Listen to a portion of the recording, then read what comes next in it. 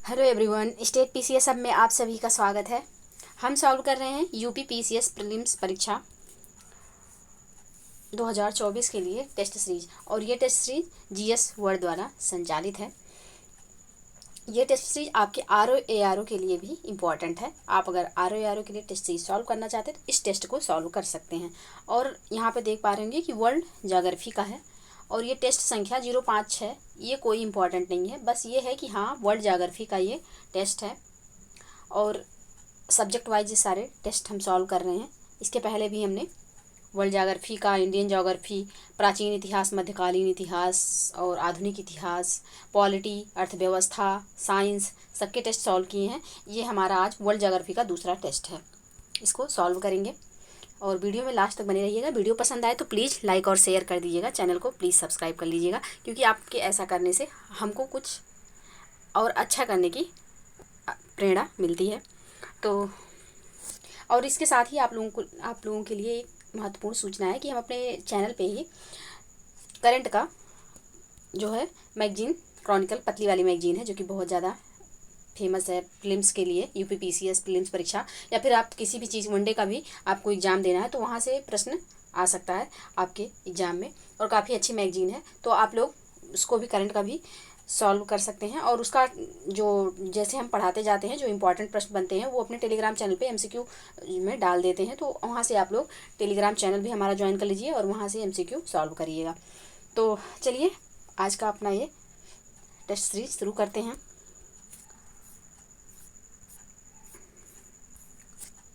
ये bilingual test series है। इसका जो ये पीडीएफ है ये हमारे टेलीग्राम चैनल पे आप लोगों को प्रोवाइड कराया जाएगा, और इस वीडियो के डिस्क्रिप्शन बॉक्स में हम अपने टेलीग्राम चैनल का लिंक दे देंगे, वहाँ से आप लोग टेलीग्राम ज्वाइन कर लीजिएगा। तो चलिए स्टार्ट करते हैं आज का अपना ये प्रश्न।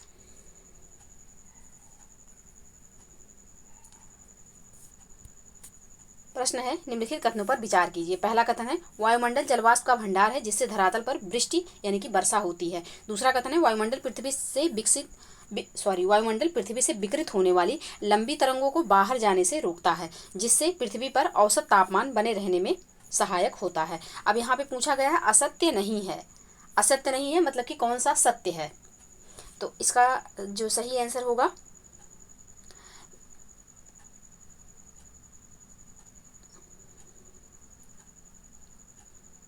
कौन सा इसमें से असत्य नहीं है, ये पूछा गया है। तो यहाँ पे दोनों कथन जो हैं वो असत्य नहीं है, दोनों कथन सत्य हैं, तो ऑप्शन सी इसका सही आंसर हो जाएगा।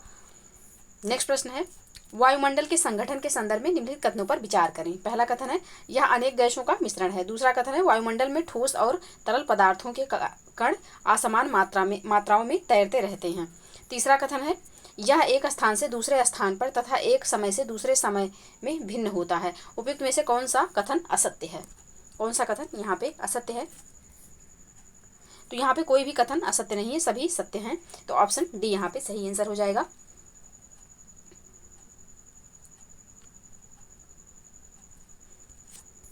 नेक्स्ट प्रश्न है निम्नलिखित कथनों पर विचार कीजिए। पहला कथन है हमारे वायुमंडल में जलवाष्प सबसे अधिक परिवर्तनशील तथा असमान वितरण वाली गैस है। दूसरा कथन है कि धरातल से ऊंचाई की ओर जाने पर जलवाष्प की मात्रा बढ़ती जाती है। उपयुक्त में से कौन सा कथन असत्य है या है?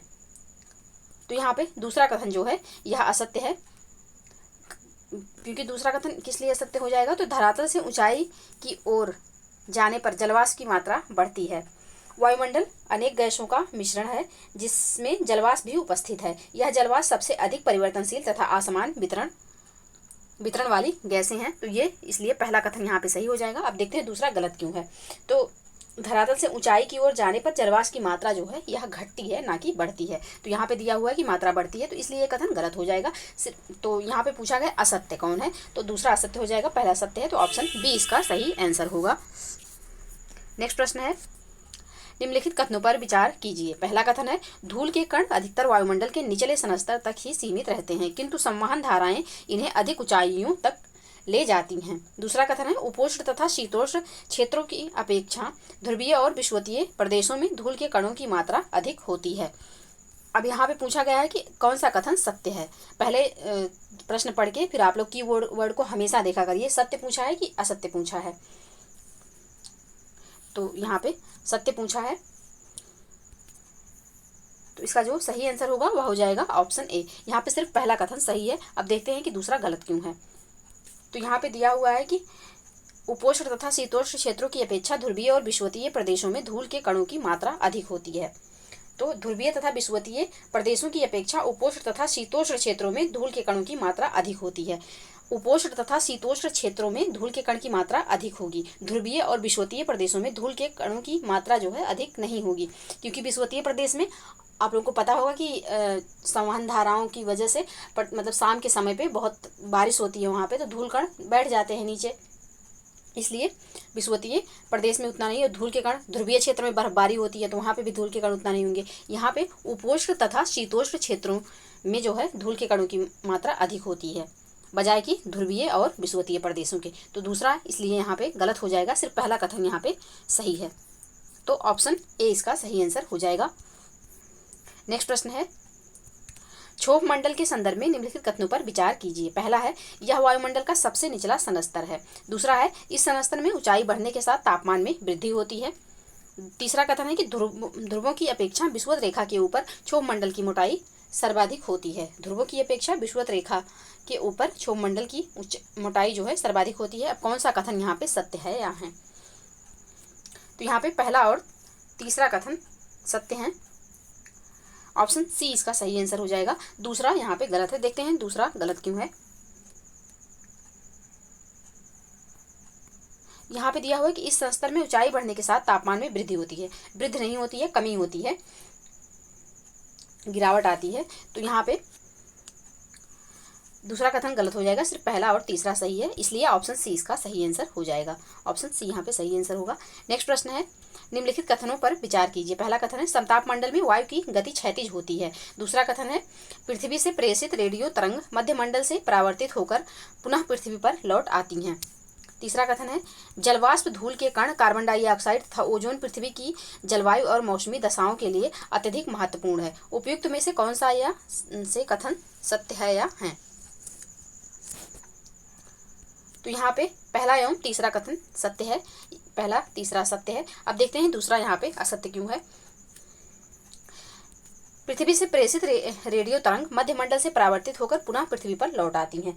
तो पृथ्वी से प्रेषित रेडियो तरंगे आयन मंडल से, ना कि मध्यमंडल से, ये मध्यमंडल से नहीं, आयन मंडल से परावर्तित होकर पुनः पृथ्वी पर लौट आती हैं। तो इसलिए यहाँ मध्यमंडल दिया हुआ है, तो इसलिए ये गलत हो जाएगा। दूसरा गलत हो जाएगा, पहला और तीसरा सही है। तो इसका जो सही आंसर होगा ऑप्शन सी हो जाएगा। ऑप्शन सी यहाँ पे सही आंसर हो जाएगा।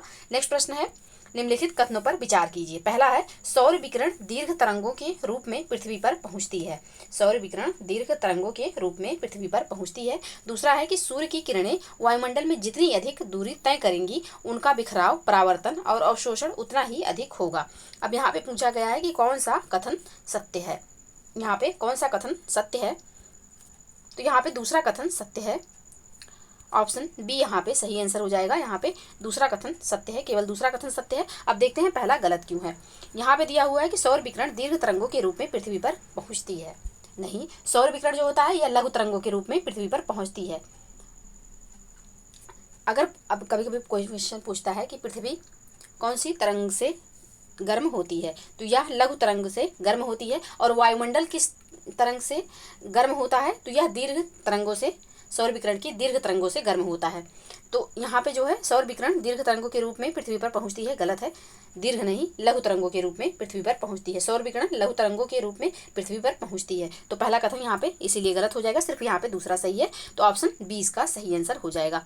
नेक्स्ट प्रश्न है, महाद्वीपीय मग्न तट के बारे में निम्नलिखित कथनों पर विचार कीजिए। पहला है कि महाद्वीपीय मग्न तट समुद्र तट से समुद्र की ओर मंद ढाल वाला जलमग्न धरातल है।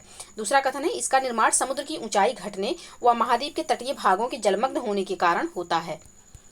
तो यहाँ पे कौन सा कथन सत्य है पूछा गया है, कौन सा कथन यहाँ पे सत्य है।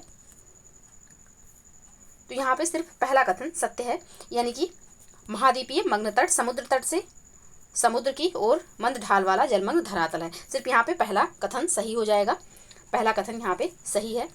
दूसरा यहाँ पे सही नहीं है। अब देखते हैं दूसरा सही क्यों नहीं है। इस दिया गया है दूसरे के बारे में कि इसका निर्माण समुद्र की ऊंचाई घटने व महाद्वीप के तटीय भागों के जलमग्न होने के कारण होता है। तो महाद्वीपीय मग्न तट का निर्माण सामान्यतः समुद्र की ऊंचाई बढ़ने के कारण, और यहाँ दिया हुआ है ऊंचाई घटने के कारण, तो इसलिए ये कथन गलत हो जाएगा। महाद्वीपीय मग्न तट का निर्माण सामान्यतः समुद्र की ऊंचाई बढ़ने के कारण, महाद्वीप के तटीय भागों के जलमग्न होने से अथवा जल के नीचे महासागरीय निक्षेपों के कारण होता है। तो दूसरा इसलिए यहाँ पे गलत हो जाएगा, क्योंकि ऊंचाई घटने दिया है जबकि ऊंचाई बढ़ती है। समुद्र की ऊंचाई बढ़ने से महाद्वीपीय मग्न तट का निर्माण होता है। तो दूसरा कथन गलत हो जाएगा, सिर्फ यहाँ पे पहला सही है, तो ऑप्शन ए इसका सही आंसर हो जाएगा। नेक्स्ट प्रश्न है, महाद्वीपीय ढाल के संदर्भ में निम्नलिखित कथनों पर विचार कीजिए। पहला है, इसका ढाल 2 से 5 डिग्री तक होता है। दूसरा है कि यह महाद्वीपीय ढाल मग्न तट और महासागरीय नितल के बीच की कड़ी है। अब यहाँ पे उपयुक्त में से कौन सा कथन सत्य है या है, कौन सा कथन यहाँ पे सत्य है? तो यहाँ पे दोनों कथन सत्य हैं, ऑप्शन सी इसका सही आंसर हो जाएगा। नेक्स्ट प्रश्न है, निम्नलिखित कथनों पर विचार कीजिए। पहला है, नितल मैदान उन क्षेत्रों में अधिक पाए जाते हैं जहां स्थल जनित अवसादों की आपूर्ति कम मात्रा में होती है। दूसरा है कि प्रशांत महासागर में समुद्री पर्वत और गाइऑट कम पाए जाते हैं। तो यहाँ पे पूछा गया कौन सा कथन सत्य है। तो यहाँ ना पहला सही है ना ही दूसरा, तो ऑप्शन डी यहाँ पे सही आंसर हो जाएगा। अब देखते हैं कि गलत क्यों है। तो यहाँ पे दिया हुआ है कि नितल मैदान उन क्षेत्रों में अधिक पाए जाते हैं जहाँ स्थल जनित अवसादों की आपूर्ति कम मात्रा में होती है। तो नितल मैदान उन क्षेत्रों में अधिक पाए जाते हैं जहाँ स्थल जनित अवसादों की आपूर्ति अधिक मात्रा में होती है। यहाँ पे कम दिया हुआ है मात्रा, तो अवसादों की आपूर्ति जब अधिक मात्रा में होगी तब नितल मैदान उस क्षेत्र में पाए जाएंगे, तो इसलिए पहला कथन यहाँ पे गलत हो जाएगा। दूसरा है कि प्रशांत महासागर में समुद्री पर्वत और गाइऑट कम पाए जाते हैं। प्रशांत महासागर में समुद्री पर्वत और ग्योत जो हैं वह अधिक पाए जाते हैं, तो इसलिए दूसरा कथन भी यहाँ पे गलत हो जाएगा। सिर्फ यहाँ पे एक भी कथन सही नहीं है, तो ऑप्शन डी इसका सही आंसर हो जाएगा। नेक्स्ट प्रश्न है, निम्नलिखित कथनों पर विचार कीजिए। पहला कथन है, कर्क रेखा ताइवान जल संधि लाल सागर तथा मैक्सिको की खाड़ी से होकर गुजरती है। दूसरा कथन है, कर्क रेखा अफ्रीका महाद्वीप के तुर्काना झील से होकर गुजरती है। कर्क रेखा अफ्रीका महाद्वीप के तुर्काना झील से होकर गुजरती है। अब यहाँ पे पूछा गया उपयुक्त कथनों में से कौन सा कथन सत्य है या है। तो यहाँ पे सिर्फ पहला कथन सही है, ऑप्शन ए इसका सही आंसर हो जाएगा। अब देखते हैं दूसरा कथन गलत क्यों है। तो दिया हुआ है कि कर्क रेखा अफ्रीका महाद्वीप के तुर्काना झील से होकर गुजरती है। कर्क रेखा उत्तरी गोलार्ध में विषुवत रेखा से 23.5 डिग्री उत्तर की कोणीय दूरी पर स्थित है। कर्क रेखा एशिया, अफ्रीका तथा मध्य अमेरिका से होकर गुजरती है। कर्क रेखा भारत से भी होकर गुजरती है। कर्क रेखा निम्न जलीय क्षेत्रों यानी कि हिंद महासागर, अटलांटिक महासागर, प्रशांत महासागर, ताइवान जल संधि, लाल सागर तथा मैक्सिको की खाड़ी से होकर गुजरती है। तो पहला कथन यहाँ पे सही हो जाएगा। अब दूसरा इसलिए गलत है कि कर्क रेखा मिस्र के नासिर झील से होकर गुजरती है तथा भारत में माही नदी इसको 2 बार काटती है। तो यहाँ पे ये दिया हुआ तुर्काना झील से होकर गुजरती है, तो ये गलत हो जाएगा। सिर्फ यहाँ पे पहला कथन सही है, तो ऑप्शन ए इसका सही आंसर हो जाएगा। नेक्स्ट प्रश्न है, निम्नलिखित युग्मों पर विचार कीजिए। ज्वालामुखी है और फिर देश दिया हुआ है। तो माउंट पिनाटुबो तो यह फिलीपींस की है, सही है। माउंट किलिमुटु तो यह इंडोनेशिया की है। और लेसन पीक तो यह यूएसए की है, लेसन पीक यूएसए की है। किनाबालू मैक्सिको की ना होकर के मलेशिया की है। किनाबालू जो है यह मैक्सिको की नहीं है, मलेशिया की ज्वालामुखी है। तो यहाँ पे चौथा कथन गलत हो जाएगा। पूछा गया सही सुमेलित हैं, तो यहाँ पे पहला, दूसरा और तीसरा जो है सही सुमेलित हैं, ऑप्शन ए इसका सही आंसर हो जाएगा। नेक्स्ट प्रश्न है, लॉरेंसियन तुल्य जलवायु प्रदेश के संदर्भ में निम्नलिखित कथनों पर विचार कीजिए। पहला है कि इसका विस्तार केवल उत्तरी गोलार्ध में पाया जाता है। दूसरा कथन है, इस प्रदेश में शीतकाल में ग्रीष्मकाल की अपेक्षा अधिक वर्षा होती है। तीसरा कथन है कि आर्द्र तटीय भागों में कोणधारी वन तथा आंतरिक एवं न्यून आर्द्र भाग में प्रियरी घास के मैदान पाए जाते हैं। पूछा गया कौन सा कथन सत्य है यहाँ पे। तो यहाँ पे सिर्फ पहला एवं तीसरा सत्य है, दूसरा गलत है। ऑप्शन बी यहाँ पे सही आंसर हो जाएगा। अब देखते हैं दूसरा गलत क्यों है। तो यहाँ पे दिया हुआ है कि इस प्रदेश में शीतकाल में ग्रीष्मकाल की अपेक्षा अधिक वर्षा होती है।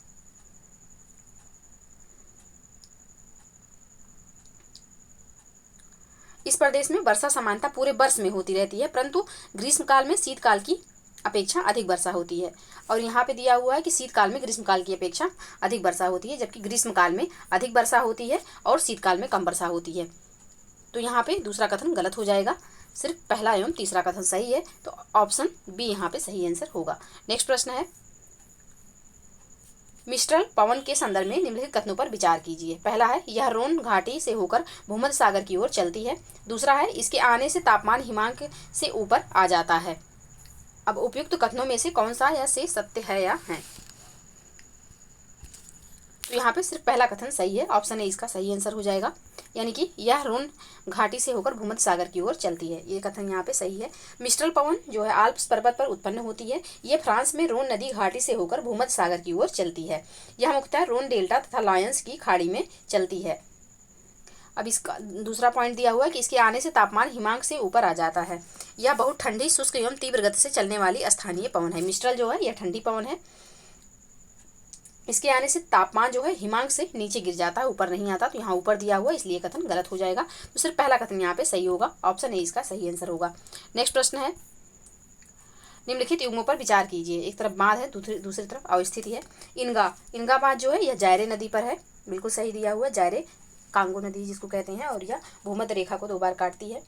कैंजी बांध तो नाइजर नदी पर, ये भी सुमेलित है। और शेन्नार बांध तो ये ब्लू नील नदी पर है, ये भी सही सुमेलित है। इन बांधों को अगर आप पहली बार देख रहे हो तो कहीं नोट कर लीजिएगा, क्योंकि इंपॉर्टेंट है, कभी भी पूछे जा सकते हैं एग्जाम में। और वो पहली बार ही पूछेगा, लेकिन आपका क्वेश्चन गलत हो जाएगा, तो इसलिए आप लोग पहले से प्रिपेयर रहिए। इंपॉर्टेंट बात है, इनको याद कर लीजिएगा। तो यहाँ पे तीनों जो है ऊपर के सही सुमेलित हैं, ऑप्शन डी यहाँ पे सही आंसर हो जाएगा। नेक्स्ट प्रश्न है, प्रेयरी घास के मैदान के संदर्भ में निम्नलिखित कथनों पर विचार करें। प्रेयरी घास के मैदान के संदर्भ में निम्नलिखित कथनों पर विचार करें। पहला है, ये घास के मैदान पश्चिम में रॉकी पर्वत एवं पूर्व में ग्रेट लेक से घिरे हुए हैं। दूसरा है कि यह घास का मैदान अमेरिका के मूल निवासी रेड इंडियन का निवास स्थल है। यह घास का मैदान अमेरिका के मूल निवासी रेड इंडियन का निवास स्थल है। तो यहाँ पे कौन सा कथन सत्य है पूछा गया है। तो यहाँ पे पहला एवं दूसरा कथन दोनों सत्य हैं, ऑप्शन सी इसका सही आंसर हो जाएगा।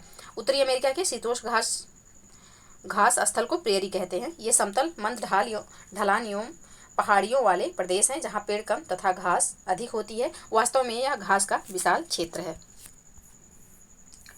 नेक्स्ट प्रश्न है, बेल्ट घास के मैदान के संदर्भ में निम्न कथनों पर विचार कीजिए। यह पहला कथन है, इसके दक्षिण में कालाहारी मरुस्थल स्थित है। दूसरा है, ऑरेंज एवं लिम्पोपो नदी की सहायक नदियां इस प्रदेश को सिंचित करती हैं। तीसरा कथन है, यह पशुपालन एवं खनन के लिए प्रसिद्ध है। कौन सा कथन यहाँ पे असत्य पूछा गया है, सत्य नहीं, कौन सा यहाँ पे असत्य है? तो यहाँ पे पहला कथन असत्य है, ऑप्शन ए यहाँ पे सही आंसर हो जाएगा। अब देखते हैं पहला असत्य क्यों है। तो यहाँ पे दिया हुआ है, इसके दक्षिण में कालाहारी मरुस्थल स्थित है। दक्षिण अफ्रीका के शीतोष्ण घास के स्थल को जो है बेल्ट कहते हैं। बेल्ट जो है यह शीतोष्ण घास का स्थल है। बेल्ट 600 मीटर से 1100 मीटर तक के विभिन्न ऊंचाई वाले उर्मिल पठार होते हैं। इनके पश्चिम में कालाहारी मरुस्थल स्थित है। क्योंकि यहाँ दक्षिण दिया हुआ तो दक्षिण में नहीं, इसके बेल्ट के पश्चिम में कालाहारी मरुस्थल स्थित है। तो यहाँ पे पहला कथन इसलिए असत्य हो जाएगा और यही इसका सही आंसर होगा। बाकी दूसरा एवं तीसरा कथन बिल्कुल सही दिया हुआ है। तो यहाँ पे पूछा गया है चूंकि असत्य कौन है, तो ऑप्शन ए यहाँ पे सही आंसर हो जाएगा। नेक्स्ट प्रश्न है, भूकंपीय तरंगों के संदर्भ में निम्नलिखित कथनों पर विचार कीजिए। पहला है कि पी तरंगे यानी कि प्राथमिक तरंगे अनुप्रस्थ तरंगे होती हैं तथा केवल ठोस माध्यम से ही गुजर सकती हैं। दूसरा कथन है, यस तरंगे या द्वितीयक तरंगे अनुदैर्घ्य तरंगे होती हैं जो ठोस, द्रव, गैस तीनों माध्यमों से होकर गुजर सकती हैं। कौन सा कथन यहाँ पे सत्य है? तो यहाँ पे दोनों कथन जो है असत्य हो जाएगा, ऑप्शन डी यहाँ पे सही आंसर होगा। क्योंकि प्राथमिक तरंगे तीनों माध्यम से, प्राथमिक तरंगे जो होती हैं वह तीनों यानी कि ठोस, द्रव, गैस तीनों माध्यम से होकर गुजरती हैं। तो यहाँ पे दिया हुआ है कि प्राथमिक तरंगे जो है वह केवल ठोस माध्यम से होकर गुजरती है, तो इसलिए यह कथन गलत हो जाएगा।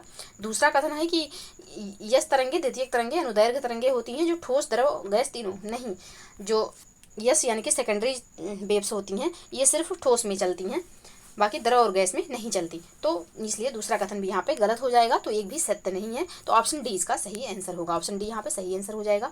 नेक्स्ट प्रश्न है, किसी स्थान के तापमान को प्रभावित करने वाले कारक हैं। अक्षांशीय स्थिति, स्थल एवं जल का वितरण, महासागरीय महासागरीय जलधाराएं और ऊंचाई, इसमें से कौन से हैं जो कि तापमान को प्रभावित करते हैं?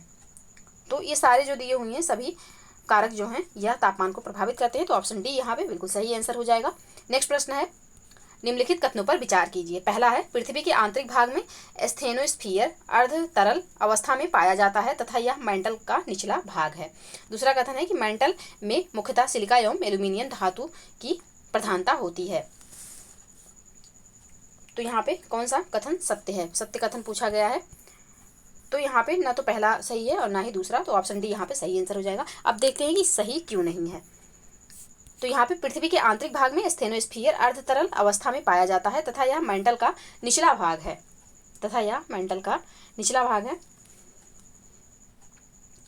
तो यहाँ पे एस्थेनोस्फीयर जो है मेंटल के ऊपरी भाग में उपस्थित अर्ध तरल पदार्थ है। एस्थेनोस्फीयर जिसको दुर्बल मंडल कहते हैं वह मेंटल के ऊपरी भाग में स्थित होता है। तो यहाँ पे दिया गया है कि मेंटल के निचले भाग में, तो ये गलत हो जाएगा। मेंटल के निचले भाग में नहीं होता है। मेंटल जो है मुख्यतः सिलिका एवं एल्यूमिनियम धातुओं की प्रधानता होती है। तो एल्यूमिनियम नहीं, सिलिका और मैग्नीशियम की अधिकता होती है, क्योंकि सियाल, सीमा और निफे क्रस्ट मेंटल कोर सियाल, सीमा, निफे, यानी कि सीमा में होगा, इसमें सीमा होगा, यानी कि सिलिका और मैग्नीशियम, ना कि मेंटल में सीमा होगा। तो यहाँ पे एल्यूमिनियम नहीं होता है, मैग्नीशियम होता है। तो यहाँ पे दूसरा कथन भी गलत हो जाएगा और पहला भी गलत है। तो इसका जो सही आंसर होगा ऑप्शन डी हो जाएगा। कोई भी कथन सत्य नहीं है। नेक्स्ट प्रश्न है, निम्नलिखित कथनों पर विचार कीजिए। पहला है, पृथ्वी की भूपर्पटी केवल अवसादी चट्टानों से बनी है जो कि प्रकृति में अम्लीय है। दूसरा है, पृथ्वी का केंद्रीय क्रोड अधिक घनत्व वाले खनिज पदार्थों से निर्मित है जिसमें लोहा एवं निकेल की प्रधानता है। अब यहाँ पे कौन सा कथन सत्य है यह पूछा गया है। तो यहाँ पे सिर्फ दूसरा कथन सत्य है, पहला गलत है। तो ऑप्शन बी यहाँ पे सही आंसर हो जाएगा। अब देखते हैं पहला कथन गलत क्यों है। तो पहले कथन में दिया हुआ है कि पृथ्वी की भूपर्पटी केवल अवसादी चट्टानों से बनी है जो कि प्रकृति में अम्लीय है। तो पृथ्वी की भूपर्पटी जो है यह आग्नेय एवं अवसादी दोनों प्रकार की चट्टानों से बनी हुई है। तो यहाँ पे पहला कथन इसलिए गलत हो जाएगा, सिर्फ यहाँ पे दूसरा कथन सही है। तो ऑप्शन बी इसका सही आंसर होगा। ऑप्शन बी यहाँ पे सही आंसर हो जाएगा। और प्लीज़ आप लोग वीडियो को लाइक और शेयर कर दीजिएगा, चैनल को प्लीज़ सब्सक्राइब कर लीजिए। आगे बढ़ते हैं। संपूर्ण पृथ्वी को कितने समय क्षेत्रों में विभाजित किया गया है? तो संपूर्ण पृथ्वी को 24 समय क्षेत्रों में, यानी कि 24 टाइम जोन में विभाजित किया गया है। तो ऑप्शन बी यहाँ पे सही आंसर हो जाएगा। नेक्स्ट प्रश्न है, निम्नलिखित कथनों पर विचार कीजिए। पहला कथन है, पृथ्वी के कुल आयतन का लगभग 1/3 भूपर्पटी है। दूसरा है, पृथ्वी के कुल आयतन का लगभग आधा मेंटल है। कौन सा कथन यहाँ पे सत्य है? तो यहाँ पे दोनों कथन असत्य हैं। ऑप्शन डी यहाँ पे सही आंसर हो जाएगा। अब देखते हैं असत्य क्यों है। तो पृथ्वी के कुल आयतन का केवल 0.5% भूपर्पटी है, यानी कि 0.5% जो है, या तो यहाँ पे दिया हुआ है 1/3, तो ये गलत हो जाएगा। 0.5% सिर्फ भूपर्पटी है, यानी कि क्रस्ट है। और पृथ्वी के कुल आयतन का लगभग आधा भाग मेंटल है। तो पृथ्वी के कुल आयतन का लगभग आधा भाग मेंटल नहीं है, आधा से कहीं ज़्यादा, यानी कि 83% जो है वह मेंटल है। तो इसलिए दूसरा कथन भी गलत हो जाएगा। तो ऑप्शन डी यहाँ पे सही आंसर होगा। नेक्स्ट प्रश्न है, पृथ्वी पर पाई जाने वाली चट्टानों के संदर्भ में निम्नलिखित कथनों पर विचार कीजिए। पहला है कि आग्नेय चट्टानों में उपस्थित सिलिका इनकी अम्लीयता एवं क्षारीयता निर्धारित करता है। दूसरा कथन है, अवसादी चट्टानें पृथ्वी के कुल आयतन का 3/4 भाग बनाती हैं। कौन सा कथन यहाँ पे सत्य है? तो यहाँ पे सिर्फ पहला कथन सत्य है, ऑप्शन ए यहाँ पे सही है। अब देखते हैं दूसरा कथन गलत क्यों है। पहला कथन है कि आग्नेय चट्टानों में उपस्थित सिलिका इनकी अम्लीयता एवं क्षारीयता निर्धारित करती है, बिल्कुल सही है।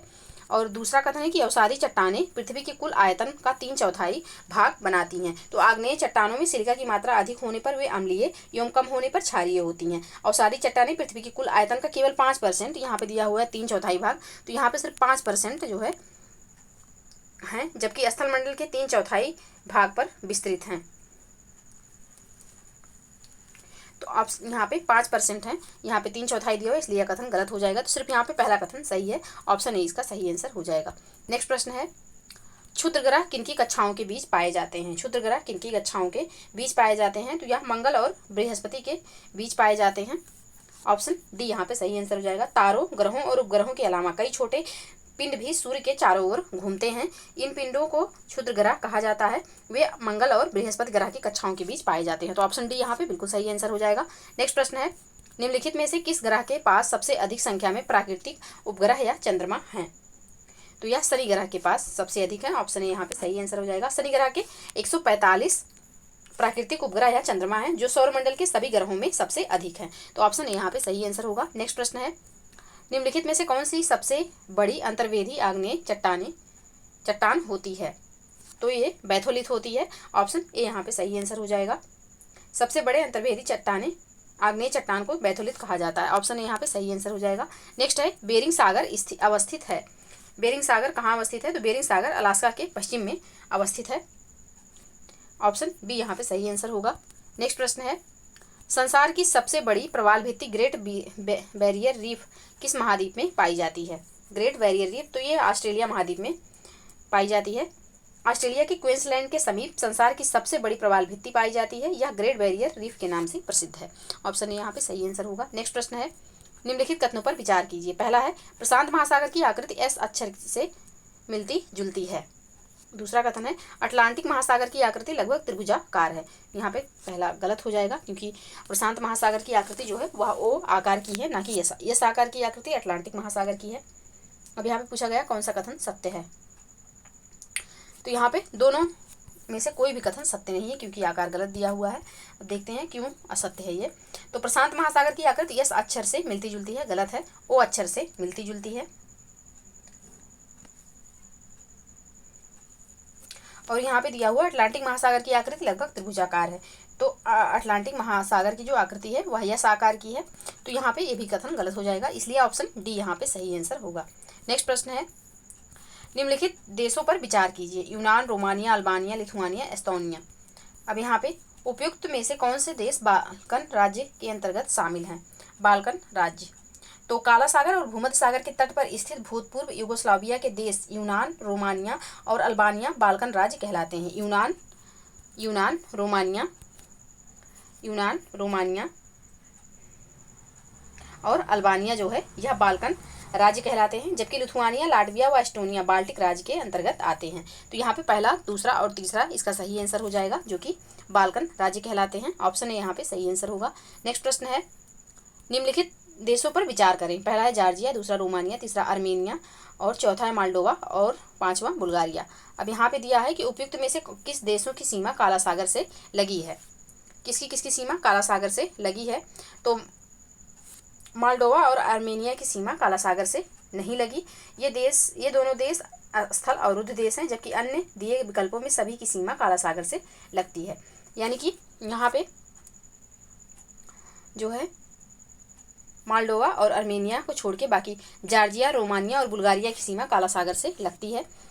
तो पहला, दूसरा और पांचवा ऑप्शन बी यहाँ पे सही आंसर हो जाएगा।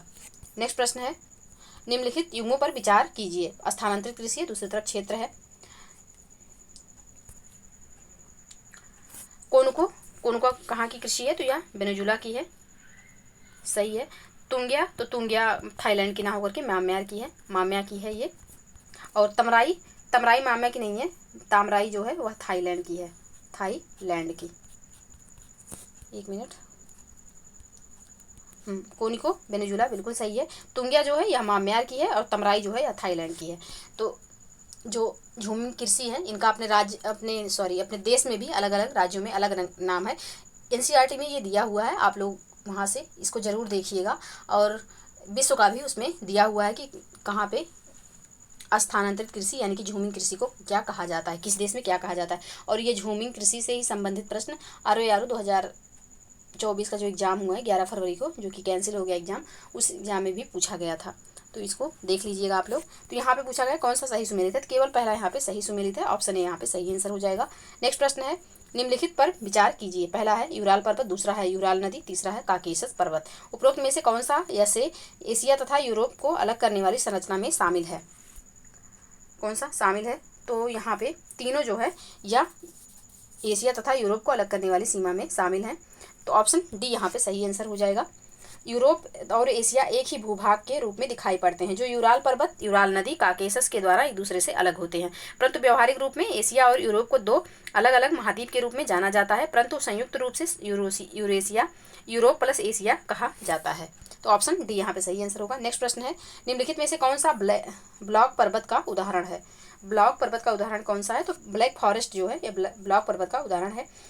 ब्लॉक पर्वत ऐसे पर्वत होते हैं जिनका मध्य भाग नीचे की ओर झुक जाता है और दोनों तरफ के हिस्से ऊपर उठे हुए होते हैं, यानी कि इस तरीके से। यह है ब्लॉक पर्वत। तो दोनों तरफ के हिस्से ऊपर उठे हुए होते हैं। मध्य भाग को दरार घाटी के रूप में जाना जाता है। Black forest Germany, salt range Pakistan, Vindhya और सतपुड़ा भारत ब्लॉक पर्वत के उदाहरण है। यानी कि जो विंध्य और सतपुड़ा पर्वत है भारत में, ये जो है ब्लॉक पर्वत के उदाहरण हैं। ये हो गई घाटी और ये है ब्लॉक पर्वत, ब्लॉक पर्वत। तो यहाँ पे ऑप्शन सी सही आंसर होगा। नेक्स्ट प्रश्न है, समाचारों में रहने वाली हौथी विद्रोही निम्नलिखित में से किस सागर में वाणिज्यिक जहाज़ों को निशाना बना रहे हैं? किस सागर में? तो लाल सागर में बना रहे हैं। ऑप्शन बी यहाँ पे सही आंसर हो जाएगा। यमन के हौथी विद्रोही लाल सागर में वाणिज्यिक जहाज़ों को निशाना बना रहे हैं। ऑप्शन बी यहाँ पे सही आंसर होगा। नेक्स्ट प्रश्न है, महासागरीय जल के गर्म होने की मुख्य प्रक्रियाएं कौन सी हैं? तो यहाँ पे सौर विकिरण का अवशोषण और पृथ्वी के आंतरिक भाग में महासागरीय नितल के बीच ऊर्जा का संबंध दोनों कारण हैं। तो ऑप्शन सी यहाँ पे सही आंसर हो जाएगा। नेक्स्ट प्रश्न है, निम्नलिखित कथनों पर विचार कीजिए। पहला है, महासागरों में धरातलीय जल का तापमान सभी जगह एक समान रहता है। दूसरा है, सबसे अधिक तापमान घिरे हुए उष्णकटिबंधीय सागरों में होता है। तीसरा कथन है, सूर्य के आभासी वार्षिक संचरण के कारण महासागरों के धरातलीय तापमान में मौसमी परिवर्तन होता रहता है। उपयुक्त में से कौन सा कथन सत्य है? कौन सा कथन यहाँ पे सत्य है? तो दूसरा एवं तीसरा सत्य है, पहला यहाँ पे असत्य है। ऑप्शन बी यहाँ पे सही आंसर हो जाएगा। अब देखते हैं पहला असत्य क्यों है। महासागरों में धरातलीय जल का तापमान सभी जगह एक समान रहता है। महासागरों में धरातलीय जल का तापमान सभी जगह एक समान नहीं रहता है। एक भाग से दूसरे भाग के तापमान में भिन्नता होती है, इसलिए पहला कथन गलत हो जाएगा। दूसरा और तीसरा यहाँ पे सही है। ऑप्शन बी यहाँ पे सही आंसर होगा। नेक्स्ट प्रश्न है, निम्नलिखित कथनों पर विचार कीजिए। पहला है, महासागर का जलीय धरातल अधिकतम सूर्यताप प्राप्त करता है। दूसरा है, विषुवत वृत्त और ध्रुवों पर तापमान के घटने की दर एक समान होती है। अब कौन सा कथन यहाँ पे सत्य है? सत्य कौन सा कथन है? तो यहाँ पे सिर्फ पहला कथन सत्य है, यानी कि महासागर का जलीय धरातल अधिकतम सूर्यताप प्राप्त करता है। तो ऑप्शन ए यहाँ पे सही आंसर हो जाएगा। दूसरा यहाँ पे असत्य है। अब देखते हैं दूसरा असत्य क्यों है। दूसरा दिया हुआ है कि विषुवत वृत्त और ध्रुवों पर तापमान के घटने की दर एक समान होती है। गलत है ये। विषुवत वृत्त और ध्रुवों पर तापमान के घटने की दर एक समान नहीं होती है। निम्न स्तरीय जल का ऊपर उठना, घने धरातलीय जल का नीचे धंसना, क्षेत्रीय उच्च सूर्यताप तथा जलमग्न अवरोध अधस्थलीय जल में भिन्नताएं पैदा करते हैं। तो ऑप्शन यहाँ पे दूसरा कथन गलत है, सिर्फ पहला कथन सही है। तो ऑप्शन ए यहाँ पे सही आंसर हो जाएगा। नेक्स्ट प्रश्न है, निम्नलिखित कथनों पर विचार कीजिए। पहला है, महासागर के विभिन्न भागों में लवणता की मात्रा एक समान होती है। दूसरा है, समुद्र के जल की लवणता वाष्पीकरण और वर्षण के अंतर पर बहुत निर्भर है। अब कौन सा कथन यहाँ पे सत्य है? तो यहाँ पे सिर्फ दूसरा कथन सत्य है। ऑप्शन बी इसका सही आंसर हो जाएगा। पहला असत्य है। अब देखते हैं पहला असत्य क्यों है। यहाँ पे दिया हुआ कि महासागर के विभिन्न भागों में लवणता की मात्रा एक समान होती है। तो महासागर के एक भाग से दूसरे भाग में लवणता की मात्रा भिन्न होती है। कुछ हद तक ये भिन्नताएं नदियों के जल, हिम के जमने और पिघलने, वायुमंडलीय दबाव, पवन की दिशा तथा समुद्री जल के संचरण से भी नियंत्रित होती हैं। यानी कि जो लवणता की मात्रा होगी, समुद्र का खारापन, जैसे जहाँ नदियाँ एक फ्रेश वाटर का सोर्स होती हैं, जहाँ नदियाँ आके मुहाने पे समुद्र से मिलती हैं, वहाँ जो है लवणता कम होगी। और जहाँ वर्षा होगी ज़्यादा जिस बेल्ट में, वहाँ पे भी लवणता कम होगी। तो इसलिए लवणता हर जगह समान नहीं होती है। तो पहला कथन यहाँ पे गलत हो जाएगा, सिर्फ यहाँ पे दूसरा कथन सही है। तो ऑप्शन बी इसका सही आंसर हो जाएगा। नेक्स्ट प्रश्न है, अपक्षय के संदर्भ में निम्नलिखित कथनों पर विचार कीजिए। पहला है, अपक्षय प्रक्रिया 3 प्रकार से संपादित होती है। दूसरा है, अपक्षय एक बाह्य स्थानिक प्रक्रिया है। अब कौन सा कथन यहाँ पे असत्य है? कौन सा कथन यहाँ पे असत्य है? तो यहाँ पे दूसरा कथन असत्य है। ऑप्शन बी यहाँ पे सही आंसर हो जाएगा। अपक्षय प्रक्रिया 3 प्रकार से संपादित होती है, ये कथन सत्य है। अपक्षय एक बाह्य स्थानिक प्रक्रिया है, ये असत्य है। अपक्षय में पदार्थों का बहुत थोड़ा अथवा नगण्य संचलन होता है। यह एक स्वस्थानीय या तदस्थानीय प्रक्रिया है, या बहिस्थानीय प्रक्रिया नहीं है। अपक्षय प्रक्रियाओं के 3 प्रमुख प्रकार हैं, रासायनिक, भौतिक और जैविक। तो पहला कथन यहाँ पे सही है, दूसरा गलत है। क्योंकि पूछा गया है कि असत्य कथन कौन सा है, तो यहाँ पे दूसरा इसका सही आंसर हो जाएगा, ऑप्शन बी यहाँ पे सही आंसर है। अपक्षय को याद रखिएगा, अपक्षय जो है यह बाह्य स्थानीय नहीं है, स्वस्थानीय प्रक्रिया है। नेक्स्ट प्रश्न है, निम्नलिखित कथनों पर विचार कीजिए। पहला है, यह जल में दोलन गति की प्रतीक है। दूसरा है, इनमें समुद्री धरातल निरंतर ऊपर उठता है और नीचे धंसता है। तीसरा है, ये मुख्यतः पवन द्वारा उत्पन्न होती है। चौथा कथन है, समुद्र की सतह पर जब पवन दबाव और घर्षण के रूप में अपनी ऊर्जा का प्रयोग करता है तब यह उत्पन्न होती है। उपयुक्त विशेषताएं किससे संबंधित हैं? उपयुक्त विशेषताएं किससे संबंधित हैं? तो ये जो विशेषताएं हैं यह संबंधित हैं महासागरीय तरंगों से। ऑप्शन ए यहाँ पे सही आंसर हो जाएगा। नेक्स्ट प्रश्न है, निम्नलिखित कथनों पर विचार कीजिए। पहला है, पृथ्वी पर पाई जाने वाली अवसादी चट्टानों का अधिकांश भाग बलुआ पत्थर के रूप में होता है। दूसरा है, जिप्सम, सोरा एवं सेल रासायनिक अवसादी चट्टानों के उदाहरण हैं। तीसरा कथन है, सभी अवसादी चट्टानें परतदार होती हैं तथा ये लंबवत एवं क्षैतिज दोनों प्रकार के सनस्तर बनाती हैं। कौन सा कथन यहाँ पे सत्य है? तो यहाँ पे तीनों कथन में से कोई भी सत्य नहीं है, तो ऑप्शन डी यहाँ पे सही आंसर हो जाएगा। अवसादी चट्टानों का लगभग 80% जो है 80% सेल रूप में है। सेल रासायनिक चट्टान नहीं है तथा अवसादी चट्टानें केवल क्षैतिज संस्तरों में पाई जाती हैं। यहाँ पे दिया हुआ है कि दोनों संस्तर बनाती हैं, तो ये गलत हो जाएगा।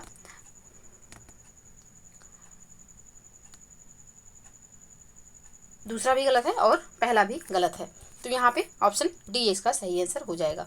नेक्स्ट प्रश्न है, निम्नलिखित कथनों पर विचार कीजिए। पहला है, गोलाश मृत्तिका हिमानी द्वारा निर्मित अवसादी चट्टान का उदाहरण है। दूसरा है कि लोएस पवन द्वारा दूर से लाए गए महीन बालू कणों के निक्षेपण से निर्मित अवसादी चट्टान है। कौन सा कथन यहाँ पे सत्य है? तो दोनों कथन यहाँ पे सत्य हैं, ऑप्शन सी इसका सही आंसर हो जाएगा। नेक्स्ट प्रश्न है, निम्नलिखित कथनों पर विचार कीजिए। पहला है, खनिज तेल अवसादी चट्टानों की 2 प्रवेश परतों के मध्य पाया जाता है। दूसरा कथन है कि बॉक्साइट, मैग्नीज एवं टिन आदि धातुओं के गौड़ अयस्कों का निर्माण उष्णकटिबंधीय परिस्थिति में धरातलीय अवसादी चट्टानों के अपक्षरण से होता है। कौन सा कथन यहाँ पे सत्य है? कौन सा कथन सत्य है? तो यहाँ पे सिर्फ दूसरा कथन सत्य है, पहला असत्य। ऑप्शन बी यहाँ पे सही आंसर होगा। अब देखते हैं कि पहला कथन असत्य क्यों है। तो खनिज तेल अवसादी चट्टानों की 2 प्रवेश परतों के मध्य पाया जाता है। खनिज तेल का निर्माण 2 अप्रवेश अवसादी चट्टानों, यहाँ पे प्रवेश दिया हुआ है तो प्रवेश नहीं, 2 अप्रवेश अवसादी चट्टानों के मध्य एक प्रवेश अवसादी चट्टान की उपस्थिति के कारण होता है। उदाहरण के लिए, यदि 2 शैल चट्टानों के मध्य एक बलुआ पत्थर की चट्टान उपस्थित हो तब खनिज तेल का निर्माण अच्छी तरह से होगा। तो पहला कथन इसलिए गलत हो जाएगा, सिर्फ यहाँ पे दूसरा सही है, तो ऑप्शन बी यहाँ पे सही आंसर होगा। नेक्स्ट प्रश्न है, निम्नलिखित देशों पर विचार कीजिए। कजाकिस्तान, रूस, इराक, अजरबैजान। उपयुक्त देशों में से किसकी सीमाएं कैस्पियन सागर से लगती हैं? तो यहाँ पे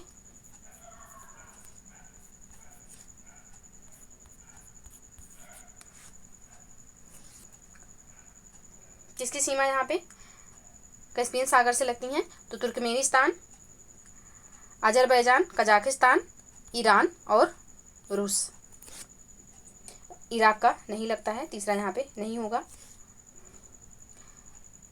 कजाकिस्तान हो गया, रूस हो गया और अजरबैजान, यानी कि 1, 2, 4। ऑप्शन सी यहाँ पे सही आंसर होगा। और ताकीर को आप लोग याद रखिएगा, TAKIR, ये जो है कैस्पियन सागर से लगे हुए देश हैं। ऑप्शन सी यहाँ पे सही आंसर हो जाएगा। नेक्स्ट प्रश्न है, निम्नलिखित युग्मों पर विचार कीजिए। एक तरफ पठार है, दूसरी तरफ अवस्थिति है। मसेटा पठार जो है यह आइबेरिया प्रायद्वीप में है, बिल्कुल सही है। मसेटा जो है स्पेन में है। चियापास पठार, तो यह मध्य मैक्सिको का नहीं है, दक्षिणी मैक्सिको का है, गलत हो जाएगा। ग्रेट बेसिन पठार, तो यह संयुक्त राज्य अमेरिका का है, ये भी सही है। तो यहाँ पे पूछा गया कौन सा सही सुमेलित है। पहला एवं तीसरा यहाँ पे सही सुमेलित है, दूसरा यहाँ पे गलत है, क्योंकि चियापास का पठार मध्य मैक्सिको नहीं, दक्षिणी मैक्सिको का भाग है। तो यहाँ पे ऑप्शन सी सही आंसर होगा। नेक्स्ट प्रश्न है, निम्नलिखित द्वीपों को पश्चिम से पूर्व दिशा में व्यवस्थित कीजिए तथा नीचे दिए गए कूट से सही उत्तर चुनिए। जावा, बाली, बहुत बारी प्रश्न पूछा गया है, इसको अच्छे से आप लोग तैयार कर लीजिएगा। जावा, बाली, लाम्बुक, सुम्बा, इनको किस दिशा में लगाना है? तो इनको पश्चिम से पूर्व की दिशा में अरेंज करना है। तो सबसे पहले आएगा जावा, सबसे पहले जावा, फिर होगा बाली, और फिर लाम्बुक और फिर सुम्बा, यानी कि सुम्बा सबसे पूर्व में है। तो यहाँ पे जो है ये पहले से ही अरेंज करके दिया हुआ है, तो 1 2 3 4 इसका सही आंसर होगा ऑप्शन सी। ऑप्शन सी में है 1 2 3 4, यही इसका सही आंसर होगा। नेक्स्ट प्रश्न है, निम्नलिखित युग्मों पर विचार कीजिए। पहला है देश और चांदी खनन केंद्र। यूएसए में ग्रीन क्रीक बिल्कुल सही है। बोल्बिया का माउंट ईसा नहीं है, बोल्बिया का है पोटोसी, और ऑस्ट्रेलिया का है माउंट ईसा। तो उपयुक्त में से कौन सा कथन सही सुमेलित है? तो यहाँ पे सिर्फ पहला यहाँ पे सही सुमेलित है, दूसरा और तीसरा सही सुमेलित नहीं है। बोल्बिया जो है में पोटेसी चांदी खनन केंद्र है, और ऑस्ट्रेलिया में माउंट ईसा। तो यहाँ पे जो इसका सही आंसर होगा ऑप्शन ए होगा, केवल यहाँ पे पहला सही है। नेक्स्ट है, निम्नलिखित कथनों पर विचार कीजिए। पहला है क्वार्टजाइट संगमरमर स्लेट एवं ग्रेफाइट रूपांतरित चट्टानें हैं जिनका निर्माण आग्नेय चट्टानों के रूपांतरण से होता है। दूसरा कथन है रत्न माणिक तथा नीलम जैसे बहुमूल्य जवाहरात का निर्माण भी चट्टानों की रूपांतरण प्रक्रिया के दौरान होता है। अब यहाँ पे कौन सा कथन सत्य है या है? तो यहाँ पे दूसरा कथन सत्य है, ऑप्शन बी इसका सही आंसर हो जाएगा। पहला कथन यहाँ असत्य है, क्यों असत्य है देखते हैं। तो क्वार्टजाइट संगमरमर स्लेट एवं ग्रेफाइट रूपांतरित चट्टानें हैं जिनका निर्माण आग्नेय चट्टानों के रूपांतरण से होता है। तो संगमरमर एवं ग्रेफाइट का निर्माण अवसादी चट्टानों के रूपांतरण से होता है, ना कि आग्नेय चट्टान से। तो यहाँ पे पहला कथन इसलिए गलत हो जाएगा, सिर्फ यहाँ पे दूसरा सही है, दूसरा ऑप्शन बी यहाँ पे सही है। तो आज के लिए बस इतना ही रहने देते हैं, इसके आगे का नेक्स्ट वीडियो में सॉल्व करेंगे। तो आप लोगों को वीडियो प्लीज़ लास्ट तक देखिएगा, और वीडियो पसंद आए तो लाइक और शेयर कर दीजिएगा। चैनल को प्लीज़ सब्सक्राइब कर लीजिए। मिलते हैं नेक्स्ट वीडियो में, तब तक के लिए पढ़ते रहिए, स्वस्थ रहिए। जय हिंद, जय भारत।